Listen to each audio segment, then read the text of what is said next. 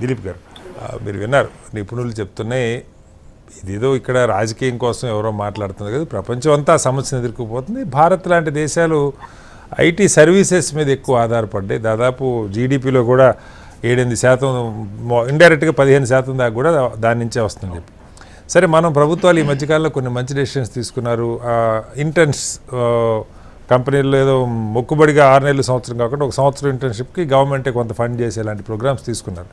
కానీ మనం ఊహించిన దానికంటే, బిల్ గేట్స్ ఊహించిన దానికంటే కూడా చాలా వేగంగా మార్పులు రాబోతున్నాయని వారే చెప్తున్నారు.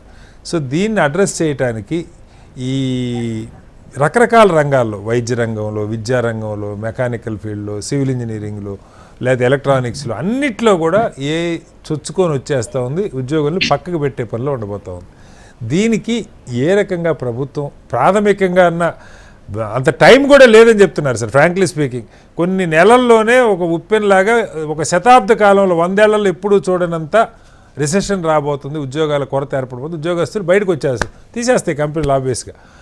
సో దీన్ని ఎలా అంటే బేసిక్గా ఏం చెప్తారు? ముందుగా నమస్కారం అండి. మంచి చర్చ, చాలా అద్భుతమైన చర్చ, అవసరమైన చర్చ. ప్రస్తుత సమకాలీన పరిస్థితుల లోపల ఈ సమాజానికి అవసరం ఉన్న చర్చ కాబట్టి నేను చాలా ఉత్సాహంగా పాల్గొంటున్నాను ఈ కార్యక్రమంలో. హెచ్ఎంటీ యాజమాన్యానికి కూడా మేము కృతజ్ఞతం. దీంతో పాటు నేను ఒక విషయం చెప్పాలండి, ఆర్టిఫిషియల్ ఇంటెలిజెన్స్ అనేది ఇప్పుడు సైన్స్ ఫిక్షన్ కాదు, రియాలిటీలోకి వచ్చినాం. ఇంకా ఎవరెవరు ఏమన్నా కానీ సైన్స్ ఫిక్షన్ కాదు, రియాలిటీలోకి వచ్చినాం. అయితే దీంట్లో 2-3 విషయాలు మనం గమనించాలండి. పెద్దలు చెప్పారు, స్వామి గారు కూడా చెప్పారు ఇంతకుముందు, కంప్యూటర్ యుగం స్టార్ట్ అయ్యే సందర్భంలో కూడా మీరు కూడా అన్నారు, కమ్యూనిస్టులు ఏ విధంగా రియాక్ట్ అవుతుండ్రి, మాకు ఉద్యోగాలు లాక్కుంటారు, పని దొరకదు అని చెప్పి ఏదైతే అనుకున్నారో విప్లవాలు వచ్చినాయి. నేను 2 అంశాలు మన మధ్యలోనే, మన కళ్ళ ముందరనే జరిగిన డ్రాస్టిక్ చేంజింగ్ ఏదైతే ఉన్నాయో, చేంజెస్ ఏవైతే ఉన్నాయో అవి 2 విషయాలు చెప్తాను. మనము మొబైల్స్ చూసినామండి. మొబైల్స్ సందర్భంలో మనం ఫస్ట్ మొబైల్ నెట్వర్క్లోకి ఎంటర్ అయిన సందర్భంలో నోకియా నెంబర్ 1 పొజిషన్లో ఉన్నది ప్రపంచంలోనే. నోకియా హ్యాండ్సెట్ అనేది అదొక ప్రెస్టీజియస్ సింబల్గా ఆలోచన చేసినాం. కానీ ఈరోజు నోకియా అనే కంపెనీ ఎక్కడ ఉన్నదో చూస్తున్నాం. ఎందుకు అని అంటే ఆ టెక్నాలజీ అందిపుచ్చుకోలేదు కాబట్టి నోకియా అనేది కిందికి పోయింది. అందిపుచ్చుకున్న శాంసంగ్ లాంటివి, యాపిల్ లాంటివి, లేకుంటే చైనా కంపెనీలు వివోలు, అప్పోలు కూడా ఈ రోజు చాలా అద్భుతమైన ప్రగతి సాధిస్తూ ఉన్నాయి. ఇది ఒక డ్రాస్టిక్ చేంజ్. అదే విధంగా మనం అంతకుముందు ఓటీటీలు చూసినాం. ఓటీటీ బ్లాక్ బస్టర్ అని అంతకంటే ముందుంది ఓటీటీ ప్లాట్ఫామ్, కానీ నెట్ఫ్లిక్స్ వచ్చింది.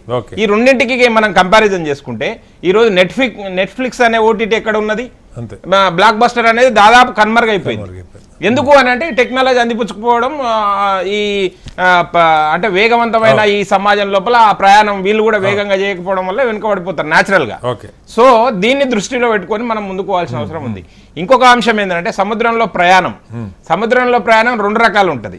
సముద్రంలో మనము సముద్రం పైన ప్రయాణం చేస్తే సిటీలు దాడతాము, లేదనుకుంటే దేశాలు చుట్టొచ్చు, ఖండాలు కూడా చుట్టొచ్చు, అదొక ప్రయాణం. మనం దేశాలు చూస్తాము, సిటీలను చూస్తాం, ఖండాలను చూస్తాం. అదే సముద్రపు లోతులలోకి పోతే మనకు అన్ని రకాలుగా సంపద దొరుకుతుంది.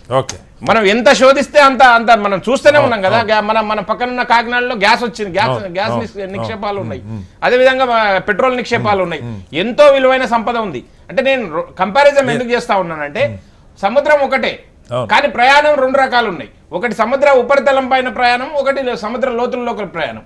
కనుక నేనేమంటున్నానంటే ఎవరైతే మేధావులు అయితే ఉన్నారో, ఇప్పుడైతే ఎవరైతే మేధావులు మీన్స్ నేను యువత గురించి చెప్తా ఉన్నా. ఇప్పుడుండే ప్రస్తుత పరిస్థితుల లోపల, దేశకాలమాన పరిస్థితుల లోపల 1.5 million people engineer graduates per year. 1.5 million అంటే దాదాపు 15 లక్షల మంది విద్యార్థులు ఇంజనీరింగ్ పట్టా వచ్చుకొని బయటకు వస్తా ఉన్నారు. ఆశ్చర్యకరమైన, ఇమాజిన్ చేసుకోండి, ఆశ్చర్యకరమైన విషయము. 2000 మంది మాత్రమే, దీంట్లో 15 లక్షల మందిలో 2000 మంది మాత్రమే ఏ పరిజ్ఞానం కలిగిన వ్యక్తులు ఉన్నారు. సో మనం వెనుకబడి ఉన్నామని చెప్పడం కోసం నేను చెప్తా ఉన్నా ఇది. కనుక నేనేమంటున్నానంటే ఇంత లోపలనే చాలా మంది నిపుణులు ఏం చెప్తున్నారు, ఇప్పుడు బిల్ గేట్స్ గారు చెప్పింది కాకుండా, ఒబామా గారు చెప్పింది కాకుండా అంతకంటే ముందే ఈ భయాలు ముసురుకున్నాయి. ఎవరైతే టెక్నాలజీని అందిపుచ్చుకొని ముందుకు పోతారో వాళ్ళే నిలకడగా వృద్ధిలోకి వస్తారు, అదర్వైజ్ ఇబ్బంది పడతారని చెప్పి. అయితే నాస్కామ్ రీసెంట్గా నాస్కామ్ చెప్పిన అంశం ఏంటంటే భారతదేశం వరల్డ్ లో నెంబర్ 1 అవుతుంది ఏ టెక్నాలజీ అందిపుచ్చుకొని ఆ టెక్నాలజీని అందిపుచ్చుకొని అని చెప్తున్నారు. వరల్డ్ నెంబర్ 1 అయ్యేది ఎందుకు అని అంటే మన టెక్ వర్కర్స్ అంతమంది ఉన్నారు, వేలు లక్షలు కాదు కోట్ల మంది టెక్ వర్కర్స్ ఉన్నారు ఇవాళ భారతదేశంలో.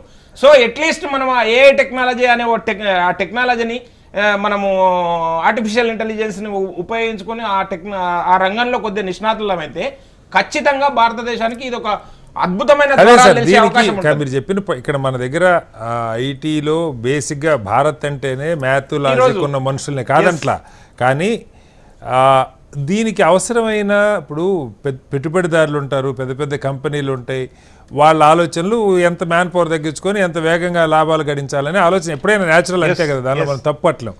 సో అది జరుగుతుంది వీళ్ళకి. ఇప్పుడు ఇందాక గూగుల్దే ఎగ్జాంపుల్, గూగుల్ చెప్పిన స్టేట్మెంటు మా వర్క్లో 30% ఇప్పటికే ఏఐ చేసేస్తుంది అంటే ఆ 30% ఉద్యోగాలు పోయినట్టే. అంటే ఇలా లక్షల మంది, ఇప్పుడు మీరు చెప్పిన 15 లక్షల మంది ఉన్నారు, అందులో 2000 మందికే ఏ నాలెడ్జ్ ఉంది, లేదా ఏఐని వాడి బెటర్గా చేసే నాలెడ్జ్ ఉంది. ఈ మిగతా 14,98,000 మందికి అది లేదు. దీన్ని రకరకాల ఫీల్డ్స్లో ఉన్నారు. ప్రభుత్వం దగ్గర ఒక విధానం లేకపోతే కనీసం ఉపద్రవాలు